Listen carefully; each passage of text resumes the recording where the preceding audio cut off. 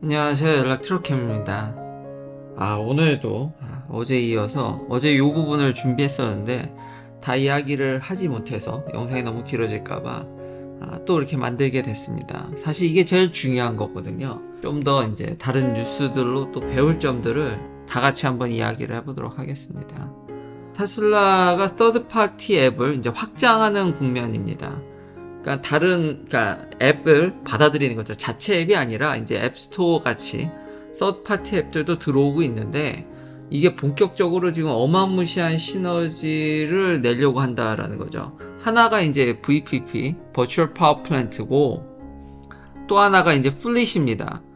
이미 이것에 대해서 이제 논의는 어느 정도 있었고 저도 과거 영상을 좀 다뤘는데 이게 이제 장난이 아니더라고요. 물론 아직까지 또 엄청난 뭐 수익을 기여하는 건 아니지만 여러 사람들 좀 얘기를 이렇게 들어보니까 이거 장난이 아니더라고요. 예를 들면 버추얼 파워 플랜트, 그러니까 테슬라는 파워월 배터리 집에 이제 솔라 패널과 함께 에너지를 비축할 수 있는 배터리 팩을 팔죠. 근데 이 배터리도 점차 이제 인산철로 갈 것 같고 그럼 더 저렴해져서 파급 효과가 더 세질 것 같고, 지난 영상에서도 제가 이 설치를 간소화해서 더 빨리 이 인건비 비싼 미국에서 더 빨리 보급하는데 지금 굉장히 앞장서고 있다고 그랬죠. 이게 왜 중요하냐면요. 첫 번째는 이걸로 이제 당장 적지 않은 수익을 올릴 수 있다라는 겁니다. 이걸 설치한 가정들이. 근데 모든 주가, 두 번째가 이게 키포인트인데 이것도 모든 주에서 다 가능한 건 아닙니다. 근데 이 주도 캘리포니아뿐만 아니라 텍사스, 이건 다 테슬라가 들어가 있었으니까요. 근데 이 외에 여러 지금 3-4개 주들이 지금 조인하려고 그러고 있고 점차 확장 국면이라는 거죠. 이 두 가지 포인트입니다. 그러니까 가격적인 면. 캘리포니아는 정전이 블랙아웃이 많이 일어납니다.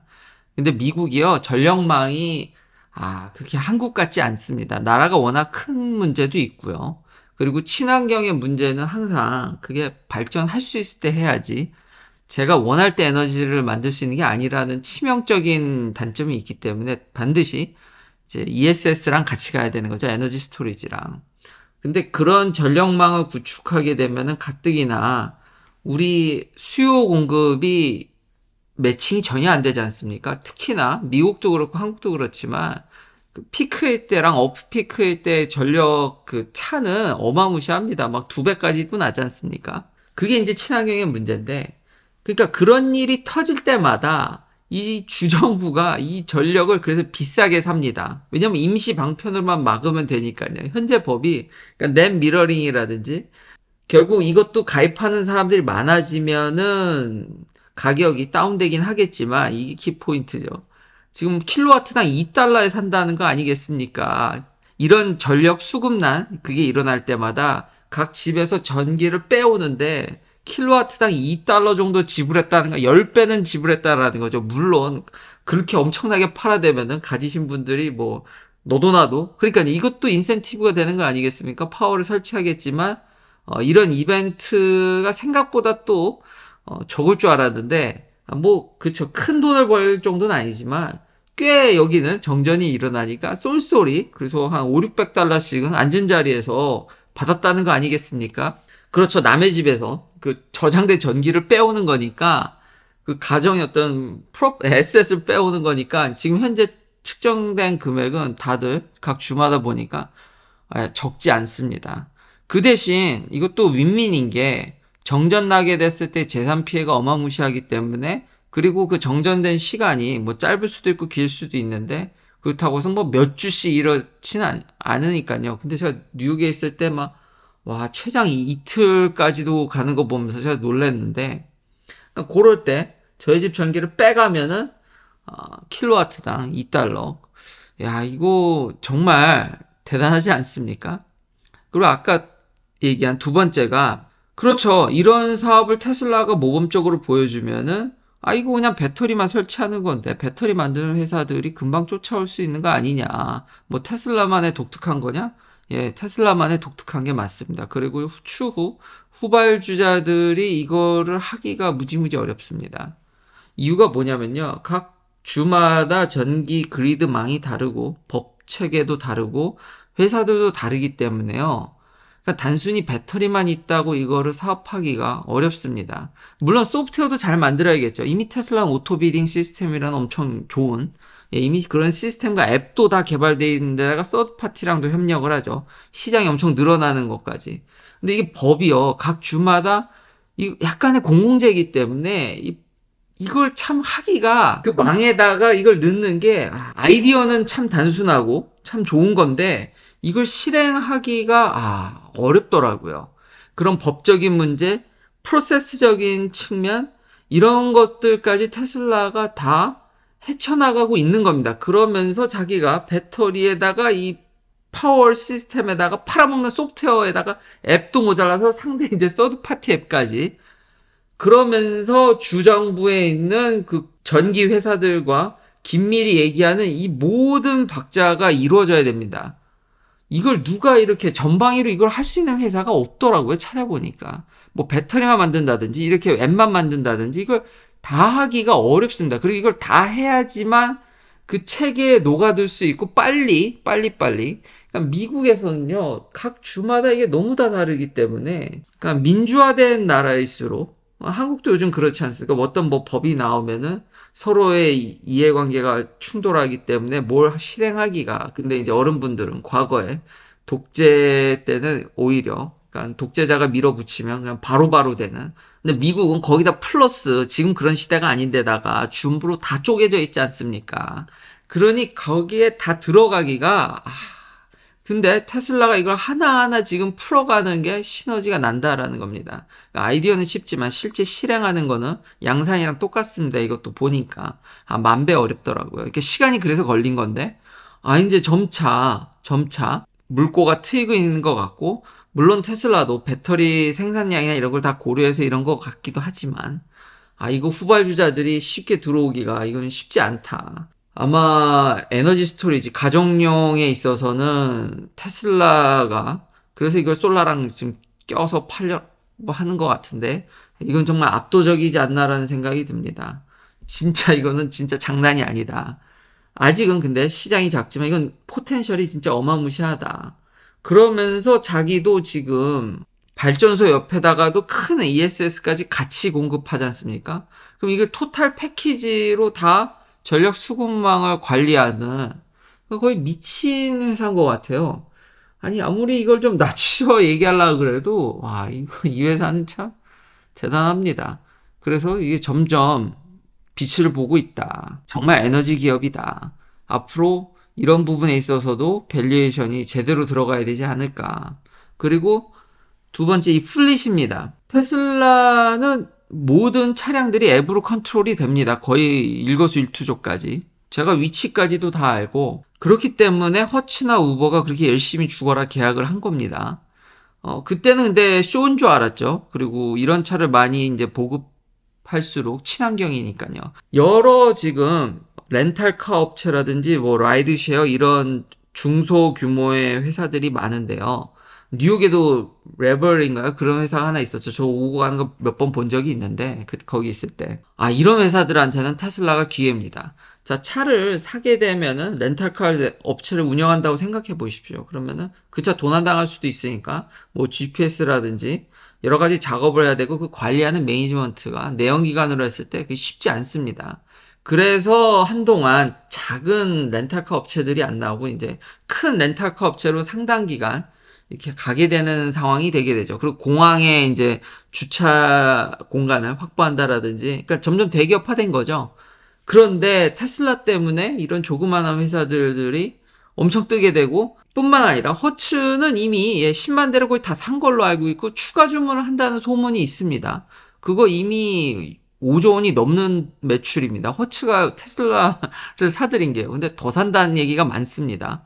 그만큼 관리가 엄청 편하다라는 거죠. 그리고 차 키를 건네줄 필요 없이 앱이 있으면은, 제가 로너 받을 때 얼마나 놀랬습니까? 테슬라 수리 맡기고 그냥 쓱 차 키가 들어와서 내 폰으로 그냥 로너카에 가까이 가니까 자동으로 열리고, 일절 프로세스 없고 위치 다 파악되고, 관리하는 입장에서는. 그리고 소비자들과 소통도 원활하고 프로세스 엄청 단순하고, 그러니까 더 사고, 더 나아가서 우버가 지금 도쿄 같은 근데 이제 또 100대 테슬라 모델 Y를 뿌린다는 얘기가 있거든요. 그러니까 폐쇄된 시장, 내가 잘 모르는 그 나라의 어떤 시스템, 자동차 시스템 같은 것도 앞선 이런 법 시스템 프로세스 각 나라별로 다른데 테슬라를 내가 계속 사서 이걸 렌터카로 운영하게 되면 굉장히 완화된 매니지먼트를 갖고 있기 때문에 이런 어려운 나라에서도 시범적으로 더 빨리 치고 들어갈 수가 있습니다. 그러니까 중소 회사들이 이걸 가지고 사업하기 편하다는 얘기는 큰 회사들은 해외에 노리지 못한 시장으로 점점 더 테슬라를 가지고 들어가기가 쉽다라는 거죠. 이것도 그냥 저는 그러니까 다시 한번 친환경적인 요인과 큰 파급 효과를 못 봤는데 이게 갑자기 이제 빛을 보기 시작하는 것 같습니다. 지금 현재 이렇게 해주는 회사가 누가 있냐라는 거죠. 없습니다. 앞으로 많은 렌탈카 업체들은 테슬라 차량을 엄청나게 구매하려고 할 겁니다. 근데 유일한 바틀렉은 아직 전기차에 친화적이지 않은 분위기, 그리고 충전 환경, 소비자들이 여전히 좀 두려움, 충전 시간이 있겠죠. 좀 머리를 써야 되니까요. 약간은 삶의 어떤 패턴을 조금 바꿔야 되니까 그런 매니지적인 면에 대해서 소비자들한테 이런 교육적인 면, 그런 게 잘 안 돼서 아직은 그게 바틀렉이라고 할 수 있을 것 같은데 이것도 점차 저변만 좀 확대되면은 폭발적으로 늘어날 거라는 거죠. 진짜 제가 만약 렌터카 사장이라든지 이러면은 테슬라 차량밖에 구매를 안 할 것 같아요. 키도 넘겨주기 편하고 도난당할 위험도 없고 추적이 다 되니까. 더 나아가서 FSD까지, 그러니까 사람들이 그때는 자율주행적인 면들만 보고 에이 그럼 테슬라가 다 해먹지 않겠냐 라고 했는데 지금 그건 좀 시간이 걸리겠죠. 근데 그게 아니더라도 이런 시스템 플랫폼을 구축한 게 얼마나 이게 득이 되는지, 이 회사는 정말 망할 일은 없을 것 같습니다. 진짜 서드파티 앱만 보더라도 이제 플랫폼이 완전히 정착돼 가는구나 그런 생각이 듭니다. 그래서 이런 것에 대한 중요성, 어떤 포텐셜이 잘 알려지지 않은 것 같아서 제가 이렇게 직접 영상을 또 만들었습니다. 자, 마지막을 또 얘기하기 전에 캐딜락 에스컬레이드 IQ가 데뷔를 했습니다. GM은 참 아이캐칭한 건 정말 잘 만듭니다. 그러니까 캐딜락의 전기차 버전이죠. 저도 캐딜락에 대한 로망이 있고 아마 패밀리카로서는 이게 극강이지 않을까. 럭셔리하면서 편안함과 그리고 풀사이즈죠. 진짜 풀사이즈요. 정말 미국의 풀사이즈. 그러니까 여러 명 가족적인 면에서는 이만한 차가 없을 거라 생각하는데 거기에 전기차 버전이 데뷔를 했습니다. 그리고 제가 관심 있는 주행거리 450마일 뒤집어지겠더라고요. 어떻게 450마일씩이나 뽑았나 봤더니 배터리가 200kWh랍니다. 근데 가격이 10만 달러부터 시작하는데 아마 13만 달러겠죠? GM이 늘 얘기하는 절대 싼 거부터 내놓지 않고 하다가 뒤통수 치는 건 하루 이틀 아니라고 제가 여러 번 얘기를 했죠.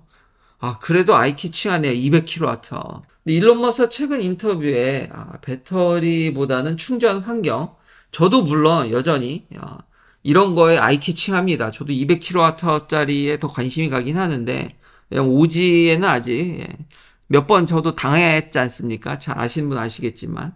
그러니 여기에 좀 눈이 가긴 하는데 물론 충전 환경이 더 우선한다는 일론 머스크 말에 저도 절대적으로 동의하는데 이건 진짜 아직까지도 GM은 이걸 사가지고 분해해서 배터리를 팔면 더 싸겠네요. 진짜 13만 달러에 200kW. 저도 텍스까지 10만 달러 넘게 줬는데 제 차. 근데 100kW밖에 못 받았죠, 저는. 근데 200kW 매력적이긴 합니다. 그리고 800V.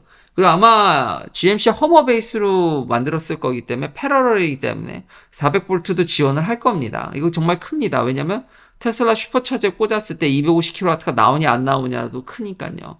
AC로도 그러니까 레벨 2 차저죠. 그것도 거의 20kW까지 해주고 저것도 쏠쏠하죠.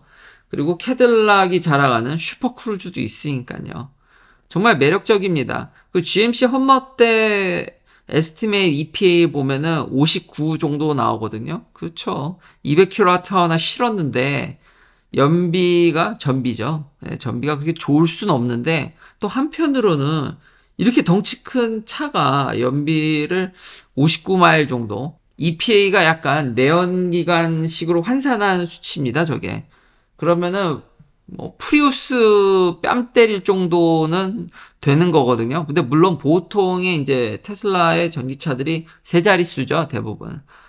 그거에 비하면 형편없지만 또 이렇게 큰 차가 그래도 프리우스 저리 가랄 정도로 뭐 탄다 그러면은 나쁘진 않는데 정말 매력적입니다. 그러니까 아이캐칭한 건 진짜 잘 만듭니다. 실내도 멋있고요. 실용성이 있을진 모르겠지만 정말 아이캐칭하긴 정말 잘 만드는데 우리는 GMC 험머가 몇 대나 팔렸는지 알고 있습니다. 저도 계속 트래킹해서 얘기를 하죠. 이게 GM의 문제입니다. 그러니까 쇼는 그만하고 정말 임팩트 있게 대량 생산할 때가 되지 않았나. 이거 2025년이죠 또. 내년도 아니네요. 내후년이네요. 결국 가봐야 안다. 좀 매력적인데 뭔가 좀 많이 대비돼서 GM은 굉장히 현실적인 자동차 회사지 않습니까? 레가시 업체니까. 근데 내놓는 데뷔하는 차들은 참 비저너리한 차들은 내놓는데 현실성은 전혀 없고 테슬라는 전기차에 있어서 굉장히 현실적인데 일론 머스크가 진짜 비저너리죠. 이게 맞는 조합이지 않을까. 그래도 너무 아이캐칭해서 이것 때문에 저도 이미 미국 인플루언서들이 이 차에 대해서 여러 가지 이제 리뷰를 이제 전시차라든지 미리 공개된 걸로 많은 리뷰들이 많이 뜨더라고요. 그래서 저도 눈을 뗄 수가 없어서 저도 한번 이렇게 만들어 봤습니다. 마지막은 트위터에 제임스 캣님이 이렇게 데이터를 인용해서 올려줬는데 이게 맞는 얘기죠. 그러니까 우리가 많은 현실성이 여기서 드러난다라는 생각이 듭니다. 그러니까 아직 우리가 차량들이 최적화가 되지 않았다라는 거죠. 세미 트럭의 주행 거리를 갖고 저도 물고 늘어졌는데 2021년에 그런 도메스틱 프라이 그러니까 트럭입니다. 트럭이 빌로우 100마일이죠. 쉔먼트 이 움직이는 게 대부분이 250마일을 안 넘는군요. 여기도 기사에도 정확히 나와 있지만 250마일이 안 된다라는 거지 않습니까? 2021년에 장거리를 실제로 뛰는 경우는 그렇게 많지 않다라는 거죠. 그러니까 세미 트럭이 지금 500마일까지 갈 이유가 있냐? 추후 더 주행거리가 짧은 게 나올 수도 있다라는 얘기가 솔솔솔 나오고 있습니다. 저도 이게 맞는 것 같고요. 근데 이 문제보다도 지금 드라이버 쇼티지가 너무 크기 때문에 미국에서 드라이버 구하기가 더 어렵습니다. 그러니까 빨리 자율주행이 돼야겠죠. 우버라든지 웨이모도 그렇고 여기서 지금 다 한 발짝 뒤로 나가고 있기 때문에 여기에 유일한 대안이 테슬라밖에 보이지가 않습니다. 테슬라가 세미트럭에서의 자율주행? 좀 자기들이 트럭을 만들죠. 진짜 아마 디젤 트럭은 끝나지 않을까. 그러니까 발전 가능성은 없다라는 거죠. 여기서 이제 시장을 내주긴 할 텐데 언제냐가 중요하겠죠. 저도 그게 정말 기대되는데 현재로서는 이 분야도 테슬라밖에 안 보이고 여기도 현재 이런 플랫폼도 테슬라밖에 안 보이고 그러니까 소비자들의 전기차에 대한 친화도가 문제인 거지 이미 렌터카 업체들은 제가 볼 때 테슬라를 안 사고는 못 베길 정도로 앱들이 너무 좋아져가지고 여기도 테슬라 이것도 이미 다른 주들과 얘기했고 이렇게 침투율 이거를 다른 회사들이 그런 법 문제들이나 이런 것까지 다 이걸 해결해가면서 가기는 시간이 굉장히 오긴 오겠죠. 올 텐데 굉장히 시간이 오래 걸릴 것 같고 테슬라는 이미 포석을 다 깔았다입니다. 긴 영상 시청해주셔서 감사합니다. 다음도 테슬라 관련 이야기들로 찾아뵙겠습니다.